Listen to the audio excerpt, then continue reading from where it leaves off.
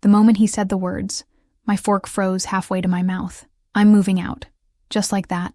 No hesitation, no stumble, no shame. The clatter of cutlery from the other end of the table seemed to echo for hours, though in reality it was only a second.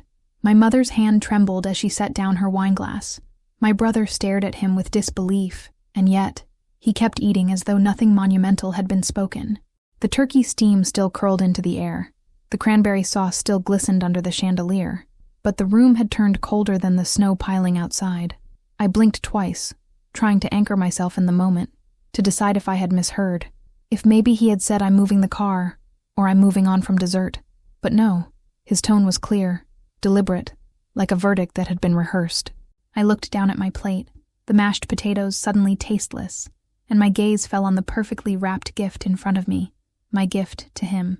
Gold paper, satin ribbon, a card in my careful handwriting. It had been waiting there all evening for the moment after dessert, when we'd exchange our presents with warmth and smiles. Only now, it felt like a prop in a cruel play. My hands itched to shove it into the trash, to pretend it didn't exist, to deny him even the satisfaction of unwrapping it.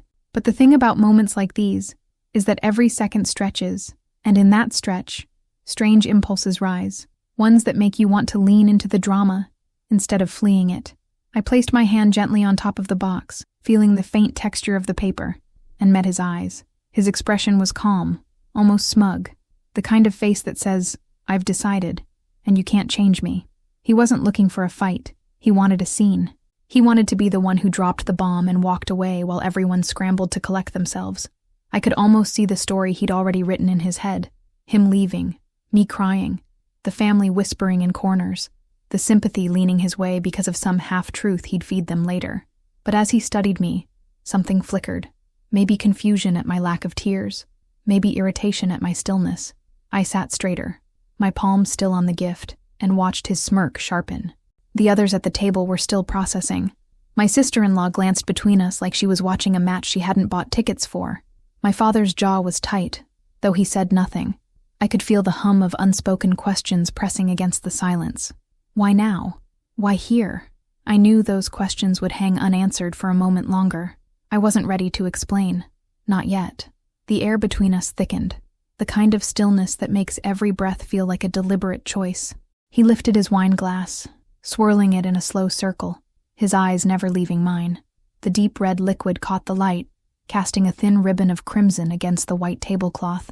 The scents of cinnamon and pine from the centerpiece seemed almost offensive now, a cruel reminder that this was supposed to be a night of joy. I thought of the hours spent roasting the turkey, baking pies, arranging every plate with care. This dinner was supposed to be the moment we all felt close again, after a year that had felt stretched thin. But instead, he had taken a knife to the evening, slicing through its heart without warning. I let my gaze drift down to the ribbon on the box again. My fingers moved slowly, deliberately, as if testing his patience. He leaned slightly back in his chair, crossing one leg over the other, the hint of a victorious smile playing at his lips. In that moment, I felt an unexpected calm settle over me. Not the numbness of shock, but the stillness of resolve. The gift wasn't just a present, it was a weapon, carefully crafted over months. It was my truth, bound in gold paper, waiting for this exact moment. I knew the second I handed it to him, the balance of power at this table would shift.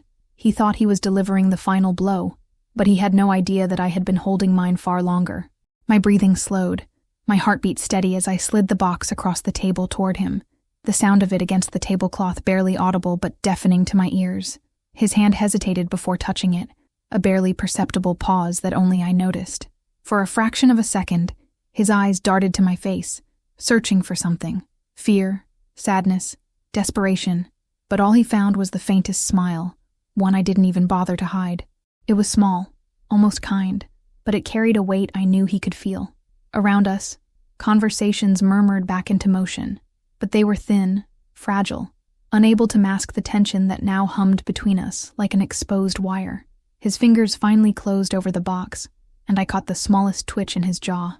"You didn't have to," he said quietly, almost mockingly. But his voice didn't match his eyes. Something in him had shifted, just slightly. He began to untie the ribbon, slow at first, as though buying himself time, maybe hoping to guess what waited inside. The rest of the table faded from my awareness. It was only him and me now, locked in this silent duel. He thought this was still his stage. He didn't yet understand that I was the one holding the spotlight. The ribbon slipped free from his fingers with a soft whisper, curling into a loose red coil on the table. I watched his hands, steady, too steady, the kind of steadiness you fake when you're trying to prove you're in control. The gold paper caught the chandelier's light, and for a moment, I thought of the night I had wrapped it. I'd been alone in the living room, the fire crackling, the tree glowing with white lights. I had smoothed the paper over each corner with almost obsessive precision, not because I wanted it to be perfect for him, but because I wanted it to be undeniable. Every detail had been deliberate, every choice part of a much larger design. Now, as he pulled at the folds, that design was about to reveal itself. He peeled the first edge, eyes still locked on mine as though daring me to look away. I didn't. I let him see the steel in my gaze, the patience, the quiet power he had never bothered to recognize in me before. The family was pretending to carry on with their meals, but the scrape of forks on plates was too slow, too careful, every ear straining to catch the sound of what was coming. My mother's hand hovered near her wineglass but didn't touch it. My father had leaned back, arms crossed, watching like a judge in a courtroom. I could feel the collective breath in the room growing shallower, and still, I said nothing. Inside me, two emotions wrestled, the ache of betrayal and the thrill of precision. Betrayal, because this was the man I had once trusted more than anyone, the man I had believed would be my shelter. Precision, because I had turned his deception into a plan so meticulous that every step tonight was unfolding exactly as I had pictured it. He didn't yet know that the gift wasn't just for him. It was for everyone in this room. It was for me. It was for the truth. And truth, once unwrapped, never fits back in the box. He set the wrapping paper aside with care, almost too much care, as though afraid to tear it. Then came the box itself, sturdy, black, the kind that feels expensive even when it isn't. He slid the lid upward, slow, deliberate. A faint smile still hovered at the edges of his mouth, the kind of smile people wear when they believe they're still ahead in the game. But I saw something else now, a tiny tremor at the corner of his eye, a flicker of uncertainty so brief it could be mistaken for a blink. The paper inside rustled as he pushed it aside.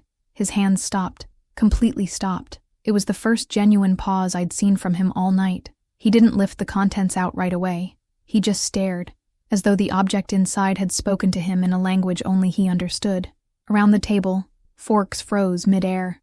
My sister-in-law leaned forward just slightly, her breath almost audible in the silence. The lights from the tree reflected off his wineglass, sending a fractured beam of red across his face, half in shadow, half in a muted glow. I leaned forward, my elbows resting lightly on the tablecloth, and said softly, "Go ahead, take it out." The way his eyes snapped up to mine told me he had heard more in my voice than the words themselves. There was no pleading, no softness, no wounded wife trying to salvage what remained. There was command, authority, and for the first time, I saw something like fear settle into his features. He reached in, his fingers brushing the object as if testing its reality, as if confirming that it was solid, and not some phantom conjured by guilt. When he finally lifted it, the weight of it seemed to surprise him. His knuckles whitened around the edges, his jaw tightening in a way he couldn't disguise. The room was silent, except for the faint creak of the old dining chairs. The air felt heavier, charged, like the moment before a storm breaks. His lips parted slightly, not in shock exactly, but in the first step toward it, a subtle slackness that betrayed the fact that whatever he had expected, this was not it. I sat back in my chair, my eyes never leaving his, and waited for the next ripple to hit. Because the thing in his hands wasn't just a gift. It was the opening note of a symphony I had composed for months, each movement more devastating than the last. And the real music hadn't even begun. A year earlier, our life had looked almost enviable from the outside. We were the couple that people pointed to and said, "They've got it figured out." The Christmas before this one, we'd stood side by side in matching sweaters, laughing as we untangled lights for the tree. The smell of gingerbread had filled the house, and he'd kissed my forehead in that absent-minded way that felt natural at the time, though looking back, I realize it was the kiss of a man whose mind was elsewhere. I had chosen not to see the distance in his eyes, because denial is warm in the winter, and I wrapped myself in it like a blanket. Love, I thought, could cover any gap if you held on tightly enough. We had our traditions, some small, some elaborate. Every December 10th, we'd drive into the city to watch the lights switch on at the plaza. He'd hold my gloved hand, and I'd pretend not to notice the way his phone would buzz in his pocket, unanswered. On Christmas Eve, we'd make hot chocolate, turn off every light but the tree, and talk about our plans for the year ahead. That night, 1 year ago, he had promised we'd take a trip to Italy. He even pulled up pictures on his tablet, showing me winding cobblestone streets and tiny cafes tucked under ivy-covered balconies. I remember thinking how lucky I was. Now, I can't look at those images without feeling my stomach knot. The cracks began subtly, like hairline fractures in glass. He started coming home later, always with reasons that sounded perfectly reasonable. Traffic, meetings, a last-minute client dinner. He still smiled, still kissed me hello, but the energy was different. It was like standing in the sunlight only to realize the warmth you felt wasn't from the sun anymore, but from the memory of it. I told myself every marriage had seasons, that this was just a cold patch we'd weather together. After all, we'd survived other hardships, money troubles, family disputes, even a health scare. Surely this too would pass. But then came the silences, long, stretched-out silences at the dinner table. Nights when he'd sit in the living room with his laptop, claiming he was working, while I sat in the bedroom, staring at the shadows creeping up the wall. I started counting the minutes between our conversations, and those minutes grew longer, until they became hours. I tried to bridge the gap, making his favorite meals, leaving little notes in his work bag, but my efforts seemed to land on him like snow on a windshield, visible for a second, then brushed away without a thought. I noticed small things disappearing, not just his attention, but objects. A shirt I'd bought him last year was missing. A cologne bottle we'd picked out together sat nearly empty, though he'd barely worn it around me. His weekends started filling with errands and meetups with old friends I'd never heard of before. I asked him about them once, and he laughed, saying I was turning into one of those wives. He meant it as a joke, but the way his eyes tightened at the corners told me it wasn't really a joke at all. The first true warning came one Sunday afternoon. I was folding laundry when I found a receipt in his jacket pocket. 2 glasses of wine, a dessert, and a meal at a restaurant we'd never been to together. The date and time stamped on it told me exactly where I had been at that moment, alone in our kitchen, making dinner for 2. I held the receipt in my hand for a long time before sliding it into my desk drawer, telling myself it didn't mean anything. People take clients to dinner, friends, colleagues. It was nothing. I wanted it to be nothing. But even then, deep down, I knew. I knew the way a person knows a storm is coming before the clouds gather, the way your skin prickles and the air changes. I felt it in the way he no longer looked at me like I was home. Still, I smiled, hosted parties, and kept up appearances. Because back then, I hadn't yet decided who I was going to be when the truth finally arrived. And when it did, I vowed I wouldn't meet it empty-handed. They always start small, the kinds of lies that don't even sound like lies at first. You tell yourself they're harmless, that you're imagining the way his voice shifts ever so slightly when he's making them up. The first I noticed was about a work meeting that supposedly ran late. It was a Thursday in February, and he came home at nearly midnight, smelling faintly of a perfume that wasn't mine, something floral, too sweet, clinging to the fabric of his shirt. When I asked about it, he laughed, said his coworker wore that overpowering stuff, and that I shouldn't worry. The way he grinned when he said it was too smooth, like a man who had already rehearsed the line. I let it slide, but in the back of my mind, a thread had been pulled loose. The next one came a week later. He said he was going to the gym. He even left in his workout clothes, sneakers laced, a water bottle in hand. But when I went to grab my coat later that evening, I saw his gym bag still hanging by the door, untouched. He returned 2 hours later, flushed and smiling, as though nothing was out of place. When I asked how the workout went, he didn't hesitate, told me about the crowded treadmills, and how he ended up on the rowing machine instead. The precision of the lie almost made it convincing, but my eyes kept drifting to the faint lipstick mark near the collar of his shirt, hidden under the edge of his jacket. Friends began acting differently too, subtle but noticeable. My best friend Emily avoided talking about him altogether, steering our conversations toward work or the weather. Once, at a dinner party, I caught a glance exchanged between her and her husband when his name came up. It was fleeting, gone before I could fully register it, but it stuck in my mind. People who know something they can't, or won't, say always leave traces in their expressions. I began cataloging those traces, storing them alongside the perfume, the lipstick, the gym bag. Even his laughter changed. It was quieter, more guarded, as though he was always measuring how much to give away. The stories he told me about his day grew vague, stripped of detail. It was fine, he'd say, brushing off my questions, his eyes flicking toward his phone. Sometimes he wouldn't even look at me while speaking, as though my face was an inconvenience he'd rather avoid. And yet, whenever anyone else was around, he'd put his arm around my shoulders and smile like a man deeply in love. I realized with a sick twist in my stomach that I was no longer his partner. I was his prop. One night, I decided to test him. I told him I'd be working late and left the house dressed for the office. Instead of going to work, I parked my car on the next street over and waited. 2 hours later, his car pulled out of the driveway. He didn't see me follow. He drove across town, parked outside a dimly lit restaurant, and walked inside, right into the arms of a woman in a red coat. I didn't stay long enough to see more. I drove home in silence, my hands gripping the steering wheel so tightly that my knuckles ached. When he came back later that night, smelling faintly of wine, I pretended to be asleep. That was the night I stopped making excuses for him. I didn't confront him, not yet. Instead, I began keeping records. Every suspicious receipt, every unexplained hour, every tiny inconsistency went into a folder hidden in my desk. I wasn't just collecting proof for the sake of knowing. I was building something, a foundation, a weapon. I knew that when the moment came, and it would, he wouldn't just face me. He'd face the truth, and it would be undeniable. And so, when Christmas came, and I sat at that dinner table with my gift in front of me, I knew I wasn't holding a present. I was holding the sum of every lie he'd ever told me. Back in the present, his smile was wrong. Too perfect, too measured, like a photograph someone had cut out and pasted onto his face. He sat there with the box in front of him, his fingertips resting lightly on the lid, but his knuckles were pale. The chatter at the table had dwindled to a few scattered murmurs, each one breaking off quickly as though afraid to interrupt.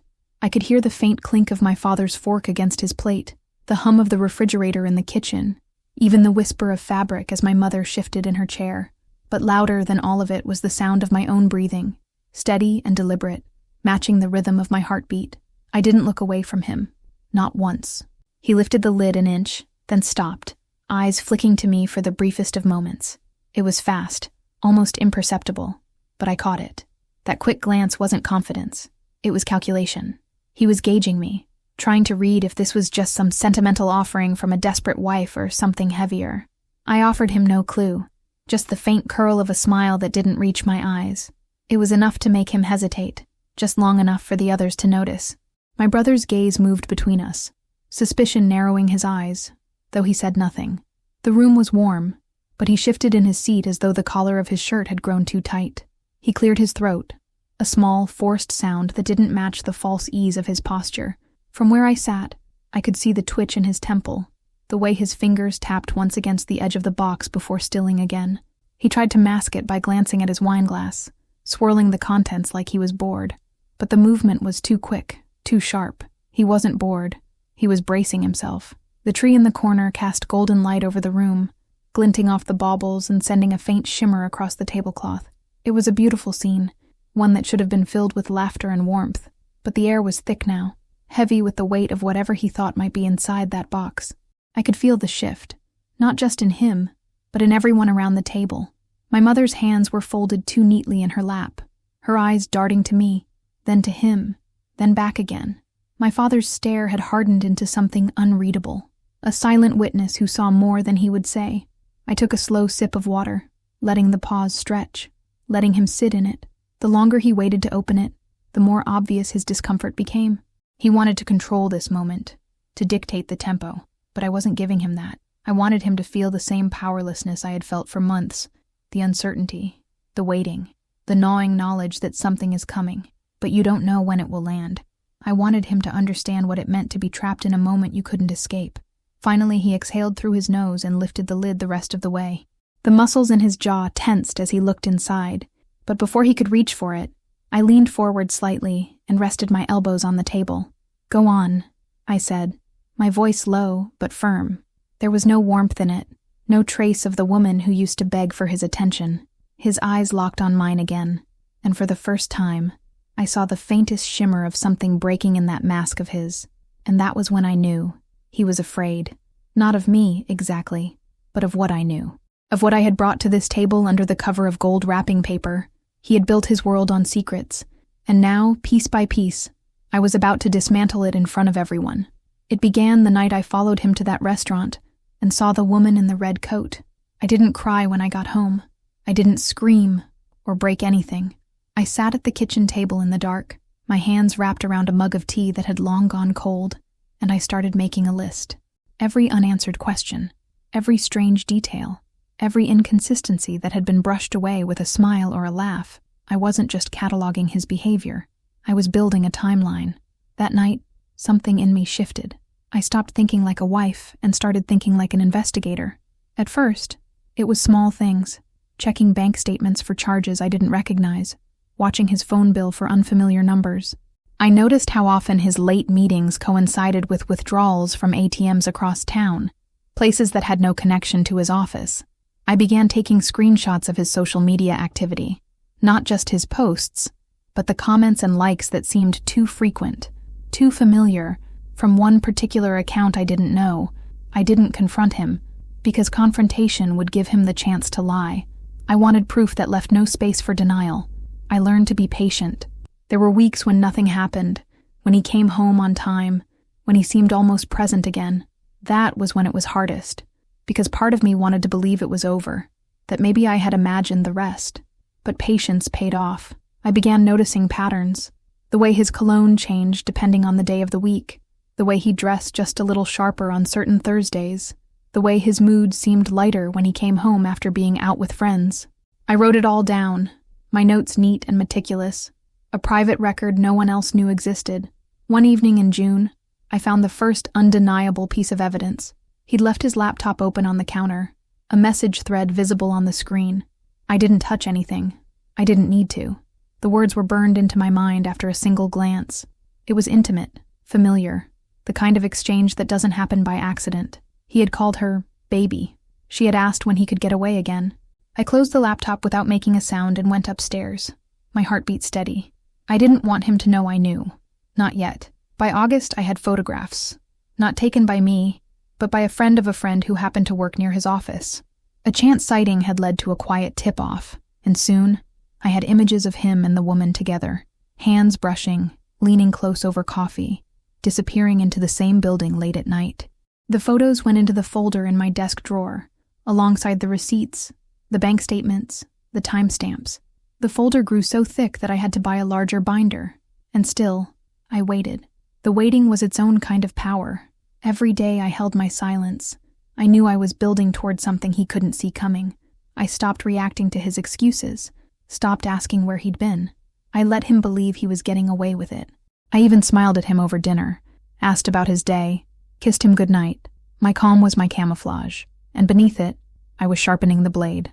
When December came, I knew I had enough, not just to end the marriage, but to expose every lie in the exact way I wanted. The gift I wrapped for him wasn't chosen, it was constructed. The album, the documents, the photographs, the letter, everything tied together like a puzzle where every piece fit too perfectly to be ignored. I wrapped it in gold paper, tied it with ribbon, and placed it under the tree with the others. To anyone else, it looked like love, but to me, it was justice. And now, here we were, at the table, with him holding the weight of a year's worth of secrets in his hands. We had been living in the same house, eating at the same table, sleeping in the same bed, but we might as well have been on opposite ends of the world. My reality was one of waiting rooms, waiting for him to come home, waiting for him to look at me the way he used to, waiting for the version of him I married to reappear, as if he'd been misplaced somewhere and could be found if I was patient enough. I filled my days with work, errands, and the hollow routine of a life I was holding together with both hands. I kept the house clean, made the meals, paid the bills, while inside, I was quietly dismantling the foundation of the marriage that had once been my safe place. His reality, I would later learn, was entirely different. He wasn't waiting. He was indulging. New restaurants I'd never heard of, weekends away under the guise of client meetings, moments with her that were stolen and savored. I used to wonder why he sometimes came home humming, a small smile at the corner of his lips. his eyes bright like he'd just heard good news. Now I know those were nights when he was still carrying the warmth of her laughter on his skin. We were living parallel lives, intersecting only in the spaces where he needed the illusion of a marriage to protect the life he was building outside of it. The cruelty wasn't just in the cheating, it was in the performance. He was meticulous about it, a kind of actor who knew his role well. In front of friends, he'd hold my hand, glance at me with practiced affection, kiss my temple at the exact right moment. People told me all the time how lucky I was, how solid we seemed. I used to believe them, because believing meant I didn't have to face the gnawing emptiness that was growing inside me. He wore our marriage like a costume, one he could put on or take off depending on the audience. There were nights I'd cry quietly into my pillow while he lay beside me, scrolling through his phone. I'd turn my face toward the wall so he wouldn't see, but I think he knew. The thing is, knowing didn't matter to him anymore. His life was already split cleanly in two, and my tears belonged to a part of it he had no interest in visiting. It was then I realized the worst part of betrayal isn't the act itself, it's the indifference. He didn't care enough to hide from me, not really. He just cared enough to keep the mask in place for everyone else. I became skilled at silence. Silence when he left the house smelling faintly of cologne he hadn't worn in years. Silence when his phone lit up with a name I didn't recognize. Silence when he forgot promises he'd made, even small ones, like fixing the porch light or bringing home dessert from my favorite bakery. The silence wasn't submission, it was preparation. Every word I didn't speak was a stone in the wall I was building between us, a wall that would one day become the backdrop to his downfall. And through it all, I learned something unexpected about myself. I could live without his love. I could survive without his loyalty. But what I could not do, what I would never allow, was to be the fool in my own story. That realization became my compass. It guided every decision I made in those months, every piece of evidence I tucked away, every moment I bit my tongue when I wanted to scream. I was no longer the woman waiting for him to come back. I was the woman waiting for the right time to end him. By the time Christmas arrived, we were still playing our roles for the audience, but I had rewritten my part entirely. To him, I was still the quiet, compliant wife who would accept whatever scraps of attention he decided to toss my way. But in my reality, I was something else entirely, a storm he didn't see coming. And that storm was about to break. He didn't clear his throat, didn't hesitate, didn't soften the edges. He just set his fork down and said, "I'm moving out." 4 words, spoken with the kind of deliberate calm you use when you've practiced them in the mirror. His tone was stripped of hesitation, like this wasn't a conversation, but a statement of fact. I studied him in that moment, how his shoulders were relaxed, how his jaw was steady, how he didn't even glance at me after he said it. He looked down at his plate, cut another bite of turkey, and chewed slowly, as though my world hadn't just been split down the middle. The cruelty of the timing was its own kind of artistry. Christmas dinner. My family gathered, the table glowing under candlelight, the air filled with cinnamon and pine. He could have told me last week, next week, any night alone when there was space for grief and anger. But no, he had chosen this moment, here, with witnesses. I knew why. Public announcements dull the reaction. No one wants to see a scene at a holiday table. He was counting on me to sit there and take it, to let his words settle like dust while we all pretended nothing had happened. Around us, the room shifted. My mother froze, wine glass in hand, her eyes darting between us. My brother's face tightened into something between disbelief and fury. Even the children, too young to understand the words, felt the sudden chill and fell silent. The clink of cutlery stopped. Only the faint hum of the oven in the kitchen filled the air. And yet, he didn't look up, didn't even check to see my reaction. That was the part that told me everything. He wasn't speaking to me. He was performing for them. I could have asked, why? I could have demanded the truth in front of everyone, forced him to admit what he'd been doing for the past year. But that would have made me the emotional one, the unhinged wife, the one who couldn't handle herself. That was the narrative he wanted, and I wasn't giving it to him. Instead, I sat still. My fingers rested on the gift beside my plate, my palm warm against the smooth gold paper. I didn't flinch. I didn't cry. I just looked at him, and for the first time in a long time, I let him see me. The smirk came then, subtle but unmistakable, the satisfaction of a man who believes he's just ended something on his own terms. He sipped his wine, the deep red swirling against the glass like a slow bleed. He still thought he had control of this story.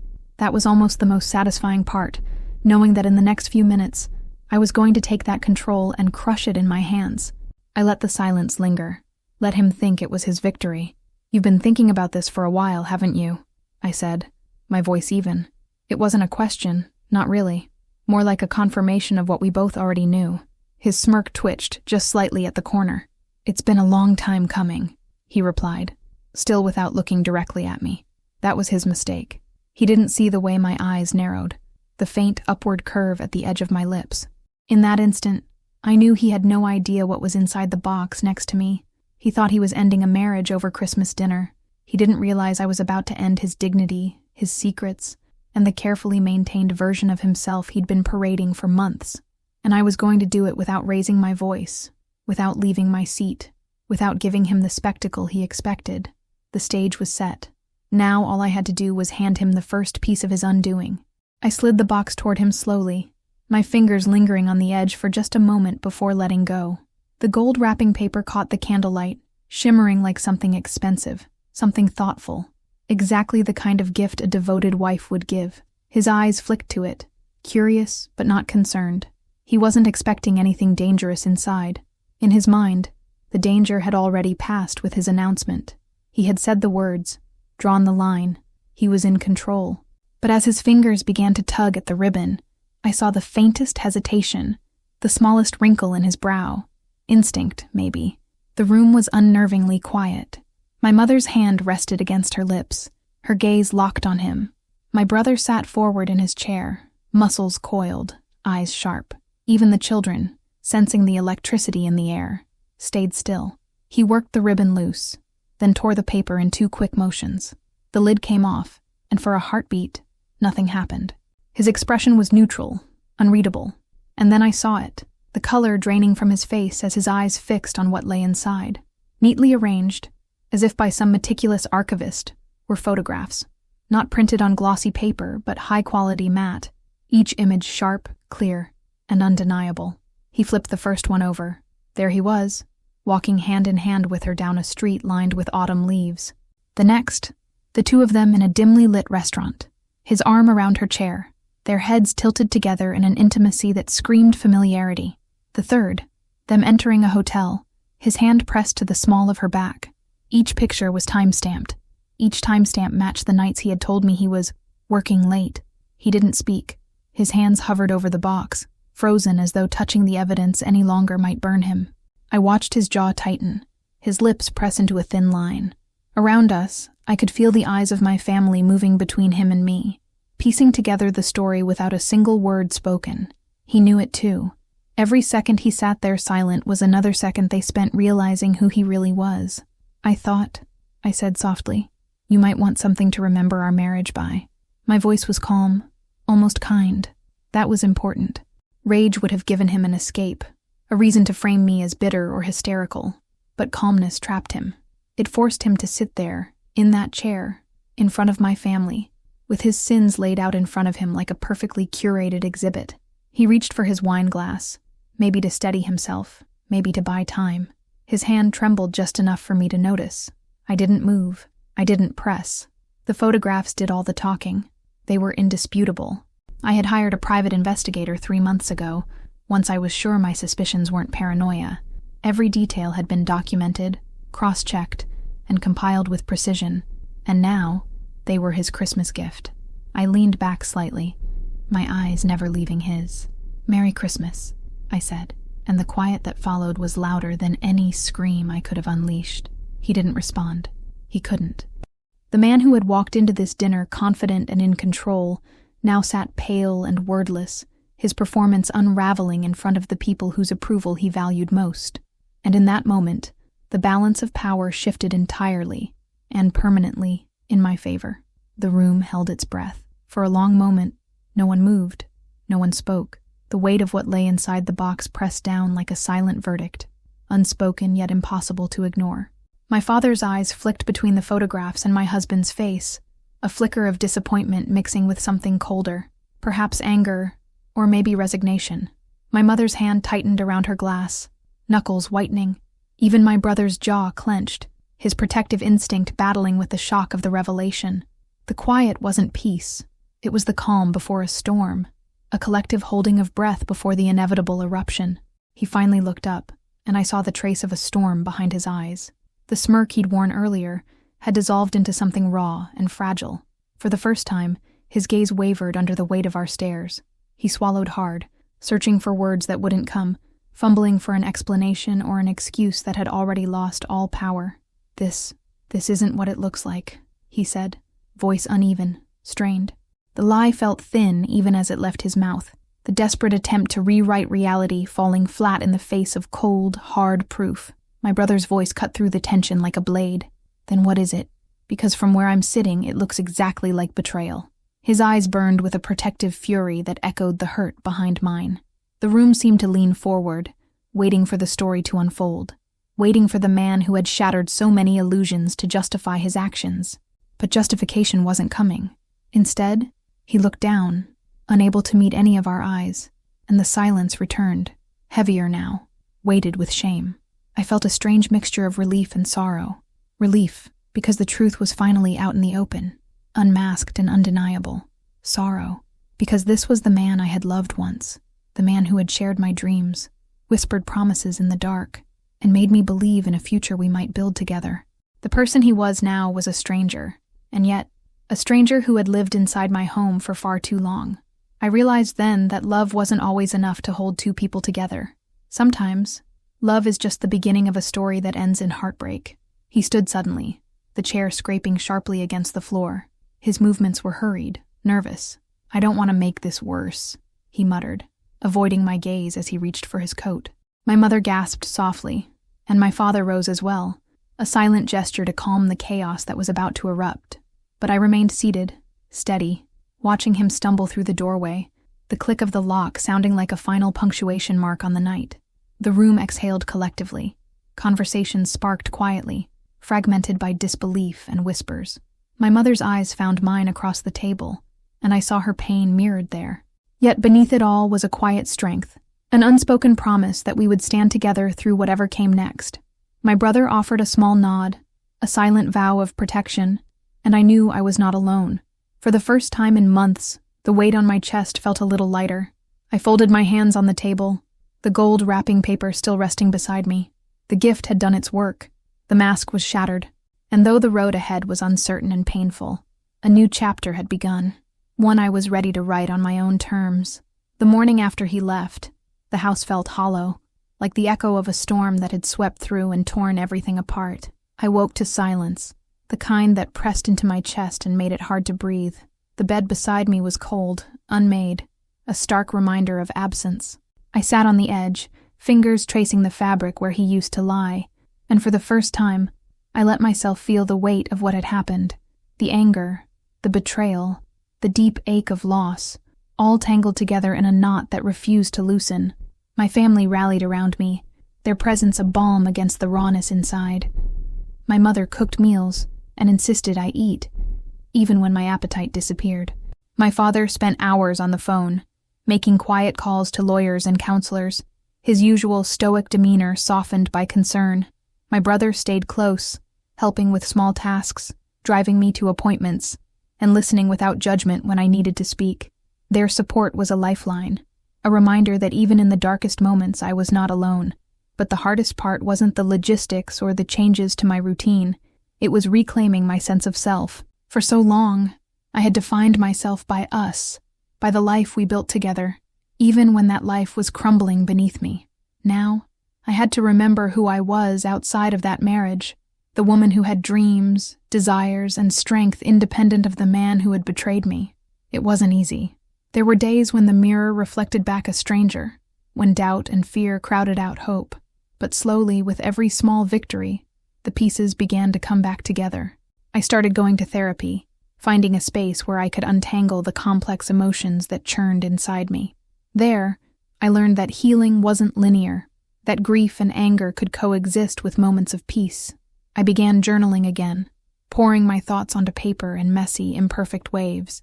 Writing became a refuge, a way to process the pain and chart a path forward. Each word was a step toward freedom, a reclaiming of my voice that had been silenced for too long. Friends I had drifted from over the years re-entered my life, drawn by the honesty I was beginning to share. Their support was unexpected, but deeply needed, a reminder that connection could still be a source of strength. I even reached out to Emily, who had kept her distance during the marriage's unraveling. Our conversations were tentative at first, but they grew warmer, built on a foundation of truth and forgiveness. I realized that rebuilding wasn't just about me. It was about the community I allowed into my life. Financial independence became another battlefield. I sat down with my parents and mapped out a plan, reviewing accounts, budgets, and options. The idea of starting over was daunting, but it also held a strange promise of possibility. I was learning to navigate a world I had taken for granted, a world where my choices mattered without compromise. It was a slow process, filled with setbacks and small triumphs, but it was mine. Through it all, the memory of that Christmas dinner, the gift, the photographs, the moment he broke, remained etched in my mind. It was the turning point, the night I stopped being a victim and became a survivor. And as I moved forward, I carried that night with me, not as a source of bitterness, but as a reminder of my strength. Just as the days began to blend into a new routine, fragile but promising, I received a call that shattered the fragile calm I'd been building. It was from a number I didn't recognize, and when I answered, a voice I hadn't heard in months whispered my name with an urgency that sent a cold shiver down my spine. It was her, the woman in the red coat. The voice was quieter than I expected, tinged with fear and regret, but unmistakable. My heart pounded, each beat loud in my ears as the past collided violently with my present. She didn't waste time. "I need to talk," she said, voice trembling. "It's about him, and about you." Her words hung between us like a charged wire, dangerous and electrifying. For a moment, I wanted to slam the phone down, to deny any place for her in my life. But curiosity, and something deeper, a need for closure, kept me listening. What she said next forced me to sit down, breath catching in my throat. She claimed there was more to the story, secrets I didn't know, pieces missing from the picture I had so carefully assembled. She spoke of a man torn between two lives. Yes, but also of promises made under pressure, of fears and threats I had never imagined. She confessed that their relationship had begun not in passion, but in desperation, a response to circumstances neither of them controlled. The woman I had despised painted herself as a victim too, caught in a web woven by my husband's own hidden struggles. The narrative I had held onto so tightly began to unravel, replaced by something far messier and more complicated. Her words stirred a whirlwind of emotions: anger, confusion, empathy, and doubt. Could it be true? Was the man I had despised also trapped by forces I had never seen? The neat lines between right and wrong blurred, leaving me adrift in a sea of gray. I wanted to believe her, to understand, but part of me screamed that this was just another excuse, another lie. Yet, beneath the turmoil, a strange flicker of compassion ignited, forcing me to confront uncomfortable truths about betrayal and forgiveness. The call ended abruptly, leaving me with more questions than answers. I sat on the floor of my living room, the phone still clutched in my hand, the silence around me deafening. I realized that healing was never going to be linear, that the past didn't always stay buried where we wanted it to. It could rise up unexpectedly, forcing us to face our pain again, this time with new eyes. I knew then that my journey was far from over. I reached out to my therapist the next day, desperate to make sense of the tangled emotions roiling inside me. We talked through the call, unpacked the layers of grief and betrayal, and began to explore what forgiveness might look like. Not for him, not for her, but for myself. The path ahead seemed daunting, filled with uncertainty and risk, but it was the only one I could take. In the weeks that followed, I wrestled with the decision to meet her face to face. It felt like crossing a line, stepping into a space where pain and healing collided.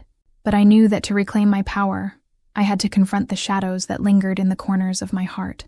The encounter would test everything I thought I knew about love, loyalty, and redemption.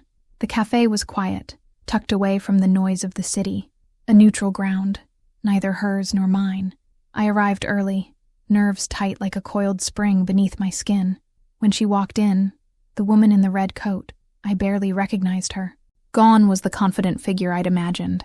In her place stood someone fragile, hesitant, her eyes shadowed with regret. For a moment, neither of us spoke. The silence between us was thick, heavy with years of pain and unanswered questions. She reached out, voice barely above a whisper. "Thank you for coming," she said, eyes flickering with a mixture of shame and relief. "I never wanted to hurt you. I never wanted this to happen." Her words struck me harder than I expected, slicing through the armor I'd built around my heart. She wasn't the villain I had cast her as. Not entirely. There was a humanity there, buried beneath the mistakes and betrayals. As we talked, she shared pieces of a story I hadn't known, how my husband had been struggling with debts, threats from people he wouldn't tell me about, and pressures that pushed him into corners. She had been there, not as a lover who sought to destroy, but as someone caught in the crossfire of his desperation. Her voice trembled as she confessed that their relationship was more complicated than passion. It was survival. The picture I had held on to, so black and white, blurred into shades of gray. I listened, torn between anger and empathy. The truth wasn't simple or clean. It was messy and raw. Like life itself, I found myself asking questions I hadn't dared to ask before. Could love exist even when it's broken? Can forgiveness grow from the ashes of betrayal? For the first time in months, I allowed myself to be vulnerable, to see another woman's pain reflected in my own. She apologized again, tears spilling over. "I don't expect anything from you," she said, "but I needed you to know the truth, from me." In that moment, I realized that this meeting wasn't about closure for her. It was about offering me a choice, the choice to hold on to bitterness, or to begin the slow work of healing. I reached out, placing my hand over hers. It was a small gesture, but it held the weight of understanding and shared humanity. Neither of us had come here as enemies, but as two women bound by a man's mistakes and the tangled threads of love and loss. We parted with no promises, only the fragile hope that time might soften the wounds, and that forgiveness, however imperfect, was possible. Walking away, I felt a strange sense of peace settle over me. The journey ahead was uncertain, but I was no longer walking it alone. In the weeks that followed our meeting, a new kind of strength began to grow inside me, one forged not from denial or anger, but from acceptance. The raw edges of betrayal still ached, but they no longer defined me. I threw myself into the things that once brought me joy: painting, long walks in the park, rediscovering books that had been gathering dust on my shelves. Each small act was a reclaiming of my identity, a step away from the shadow that had threatened to consume me. Work became a sanctuary. My focus sharpened, and with it, my confidence. Projects I'd once found daunting now felt like challenges to conquer. Colleagues noticed a quiet determination in me, a resilience that couldn't be ignored. I began to dream again, not just about a career, but about a life where I was the author of my own story, free from the weight of someone else's mistakes. Every success, every milestone, became a small victory against the past. Friends rallied around me, their support unwavering. I learned to ask for help, to lean into the network of love I had once taken for granted. Emily became a constant presence, our friendship deepening into a bond that felt like home. We shared laughter, tears, and plans for the future. It was through these connections that I rediscovered the joy of community, the healing power of being seen and valued for who I truly was. I also took time to nurture my body and mind. Yoga classes, meditation, long baths filled with lavender, all became rituals of self-care. I learned that healing wasn't just emotional, it was physical too. My body, once tense with grief, began to relax. I slept better, smiled more often, and found a rhythm that felt like peace. This new harmony was fragile, but it was mine to protect. Financial independence grew steadily. I met with advisors, set budgets, and planned for a future where I was the sole steward of my resources. It was empowering to know I could stand on my own feet, to feel the security that came from self-sufficiency. Each paycheck was a reminder that I was rebuilding not just a life, but a foundation strong enough to withstand any storm. But healing also meant confronting the shadows. I continued therapy, unpacking the trauma, untangling the knots of guilt and anger that sometimes resurfaced unexpectedly. I wrote letters I never sent, spoke truths I hadn't voiced, and in doing so, I reclaimed my voice. The process was slow, sometimes painful, but it was honest, and honesty became my compass. As Christmas approached once more, I found myself reflecting on how much had changed. The house was quieter, emptier, but filled with a new kind of hope. I no longer feared the memories that had haunted me. Instead, I saw them as lessons, markers on a path toward renewal. This year, the holiday wasn't a reminder of loss, but a celebration of survival. Standing before the tree, I whispered a promise to myself to keep moving forward, to embrace the unknown with courage, and to never again let someone else's choices define my worth. The future was uncertain, yes, but it was mine. And for the first time in a long time, that was enough. Christmas had returned, draping the city in glittering lights and whispered promises, but inside me, a quiet peace had settled. The scars of the past year were still there, beneath the surface, but they no longer controlled me. I stood by the window, watching the snow fall, the world outside transformed into a silent, glistening canvas. My phone buzzed, an unexpected message from him. My breath caught, heart pounding with a mix of curiosity and caution. The message was simple, almost tentative. "Can we talk? There's something you need to know." I stared at the screen, unsure if I wanted to reopen that chapter. But part of me, the part that had survived everything, knew I had to. I replied, agreeing to meet at the place where everything had begun, our first coffee shop. The cold air bit at my skin as I arrived, nerves coiling tight, but my steps were steady. He was already there, eyes shadowed, weariness etched into his face. This was no longer the man who had hidden behind lies and masks. It was someone stripped bare, vulnerable in a way that unsettled me. He reached out, voice low and urgent. "There's something I never told you. Something that changes everything." I waited, breath held. He told me about the diagnosis, something he'd discovered months before the affair began, a secret he'd buried deep out of fear and shame, a terminal illness, one that had twisted his decisions, pushed him into darkness, and shattered the man I once knew. The affair was not an escape from me, but a desperate grasp at normalcy, at feeling alive when he believed time was running out. The revelation hit me like a tidal wave, pain mixed with sorrow, anger tangled with understanding. Tears blurred my vision as I processed the truth. The man who had betrayed me was also a man fighting a silent battle, a broken soul facing mortality with flawed courage. I realized then that forgiveness wasn't just about letting go. It was about embracing the complexity of human fragility. The story I thought I knew was incomplete, a puzzle missing its most crucial piece. We talked for hours, unraveling years of hurt and silence, finding moments of grace amidst the ruins. It wasn't reconciliation, not yet, but a beginning, a fragile thread of connection that neither of us knew where it would lead, but both were willing to follow. As I left that night, the snow falling softly around me, I felt a weight lift, the burden of rage replaced by the possibility of peace. That Christmas, the gift wasn't wrapped in gold paper or tied with a ribbon.